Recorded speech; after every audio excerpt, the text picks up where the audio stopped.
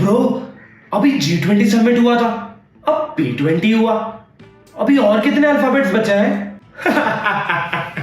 बस यही दो है, और ये P20 भी G20 का हिस्सा था। ओके ओके, पर होता क्या है इस P20 सम्मेलन में? देख, P20 समिट का ये 9वां संस्करण है। इस सम्मेलन में G20 देशों के अलावा अन्य देशों के भी सांसद और प्रतिनिधियों ने हिस्सा लिया। असल में से ऐसे समाज कि G20 में विश्व भर के जो राजनेता आए थे, उनकी आपस में जो बातें हुई, जिन वैश्विक और पारस्परिक मुद्दों पर सहमति हुई थी, अब उन मुद्दों को किस तरह से अमल में लाना है, उसकी चर्चा और प्लानिंग इस P20 सम्मेलन में होती है। इसमें हर देश के संसद के प्रतिनिधि आते हैं और आपस में उन पर चर्चा करके उनको सफल बनाने की कोशिश करते हैं। जैसे भारत की ओर से राज्यसभा के अध्यक्ष जगदीप धनखड़ और लोकसभा के स्पीकर ओम बिरला शामिल थे, उसी तरह से बाकी देशों के संसदीय प्रतिनिधि शामिल हुए, बस कनाडा की ओर से उनकी प्रतिनिधि नहीं है। Okay, got it. तो कब से कब तक था ये P20 सम्मेलन? P20 शिखर सम्मेलन की शुरुआत 12 अक्टूबर को हुई। मुख्य कार्यक्रम 13-14 अक्टूबर को थे। सम्मेलन के पहले दिन पार्लियामेंट्री फोरम और लाइफ के थीम पर कई कार्यक्रम आयोजित हुए। P20 शिखर सम्मेलन का मुख्य विषय one earth, one family, one future के लिए संसद रखा गया था। राज्यसभा के सभापति जगदीप धनखड़ और लोकसभा अध्यक्ष ओम बिरला के नेतृत्व में इन कार्यक्रमों को अंतिम रूप दिया गया। क्योंकि इस साल G20 की अध्यक्षता भारत के पास थी, इसलिए P20 भी भारत ने ही आयोजित किया। इसका आयोजन दिल्ली के द्वारका स्थित India international convention and expo centre Yashobhoomi में हुआ।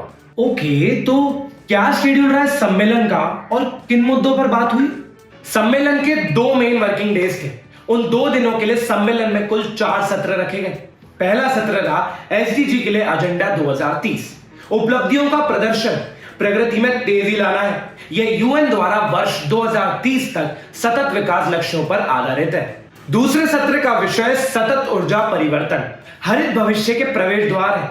और वहीं तीसरे सत्र में लैंगिक समानता को मुख्य धारा में लाना, महिला सशक्तिकरण एवं महिलाओं के नेतृत्व में विकास विषय पर चर्चा, जहां भारत ने खुद को इस मामले में महिला आरक्षण बिल लाकर आगे साबित किया।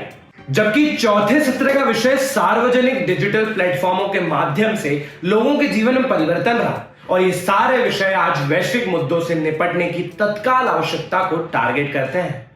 पीएम नरेंद्र मोदी ने क्या कहा इस सम्मेलन में?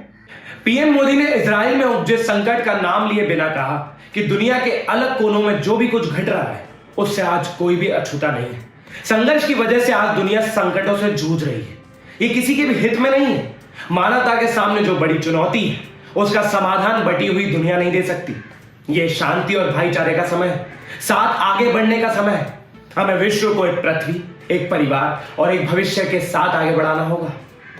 पीएम मोदी ने कहा कि करीब 20 साल पहले आतंकवादियों ने हमारी संसद को निशाना बनाया था।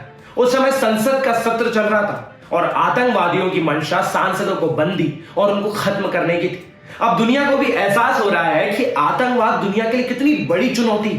आतंकवाद जहां भी होता है, किसी भी कारण, किसी भी रूप में होता है, वो मानवता के विरुद्ध होता है। ऐसे में आतंकवाद को लेकर हम सभी को सख्ती बरतनी होगी और आतंकवाद की परिभाषा को लेकर आम सहमति ना बन पाना बहुत दुखद है। कलेक्टिवली सारे देशों के प्रतिनिधियों की किन किन मुद्दों पर चर्चा की गई?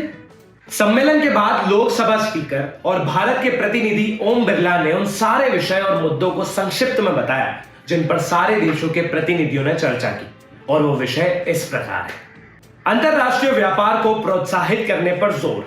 ओम बिरला ने कहा कि कई सदस्यों ने विचार विमर्श के लिए सूचीबद्ध विकास के एजेंडे से पीछे हटने का फैसला लिया और वैश्विक चुनौतियों और आर्थिक मुद्दों से संबंधित मामले उठाए।